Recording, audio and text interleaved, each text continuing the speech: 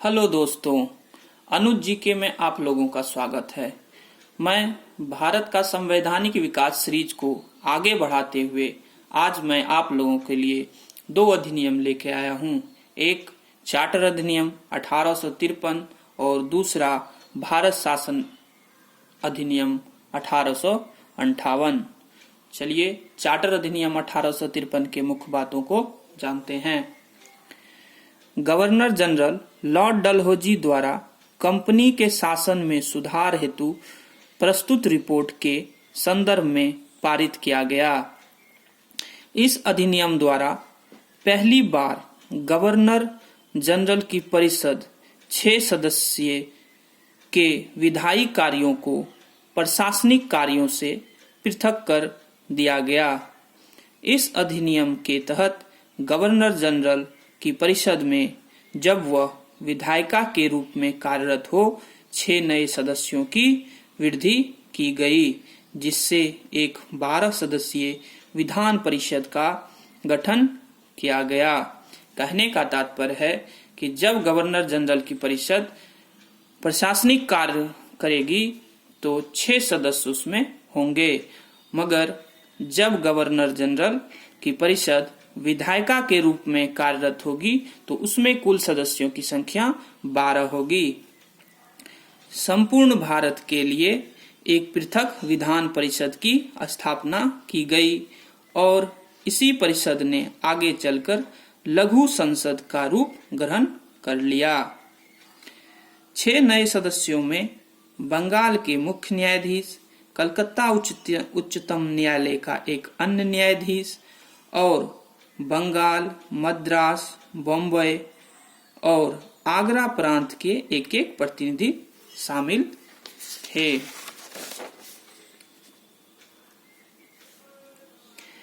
इस एक्ट के तहत भारतीय विधान परिषद में सर्वप्रथम क्षेत्रीय प्रतिनिधित्व का सिद्धांत पारित किया गया।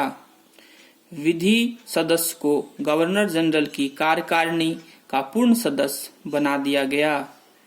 इस एक्ट में निदेशक मंडल यानी कोर्ट ऑफ डायरेक्टर्स के सदस्यों की संख्या 24 से घटाकर 18 कर दी।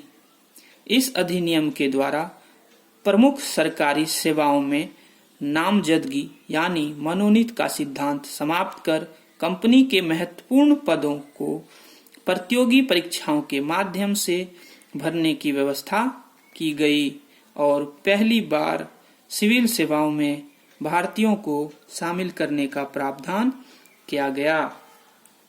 बंगाल के लिए एक नए लेफ्टिनेंट को नियुक्त किया गया।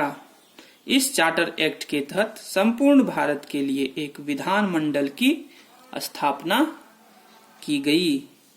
यह चार्टर अधिनियम अंतिम चार्टर अधिनियम था। चलिए अब भारत शासन अधिनियम 1858 के प्रमुख बातों को जानते हैं। 1857 की क्रांति के फलस्वरूप ब्रिटिश क्राउन ने भारत का शासन कंपनी के हाथों से ले लिया। 1857-58 में ब्रिटेन के प्रधानमंत्री विस्कॉउंट पामस्टर्न थे और महारानी विक्टोरिया थी। महारानी विक्टोरिया हनोवर राजवंश की थी। 1858 में एक अधिनियम पारित किया गया जिसे act for the better government of India नाम से जाना जाता है। इसके द्वारा भारत में कंपनी के दोहरे शासन को समाप्त कर दिया गया और उसे ब्रिटिश सम्राट के हाथों में सौंप दिया गया। कोर्ट ऑफ डायरेक्टर्स तथा बोर्ड ऑफ कंट्रोल को समाप्त कर उनके अधिकार ब्रिटिश मंत्रिमंडल के एक सदस्य को सौंप दिया गया। ब्रिटिश मंत्रिमंडल के उस सदस्य को भारत राज्य सचिव secretary of state for India का पद प्रदान किया गया। भारत का प्रथम राज्य सचिव लॉर्ड स्टैनली थे। भारत राज्य सचिव की सहायता के लिए एक 15 सदस्यीय भारत परिषद का गठन किया गया, जिसके सदस्य भारत राज सचिव सहित को वेतन भारतीय राजस्व से दिया जाना था। भारत राज्य सचिव को एक विकास निगम घोषित कर दिया गया। राज्य सचिव अपने कार्यों के लिए ब्रिटिश संसद के प्रति उत्तरदायी होता था।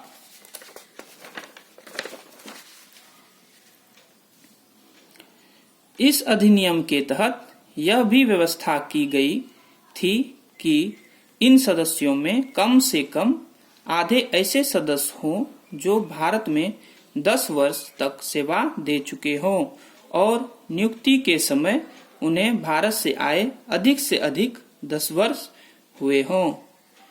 इस अधिनियम के तहत 1784 के पिट्स इंडिया एक्ट द्वारा लागू द्वैध शासन प्रणाली समाप्त कर दी गई।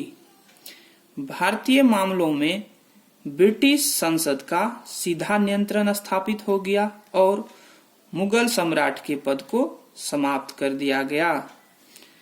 भारत के गवर्नर जनरल को वायसराय की उपाधि दी गई तथा वह क्राउन का सीधा प्रतिनिधि बन गया। भारत का प्रथम वायसराय लॉर्ड कैनिंग बना।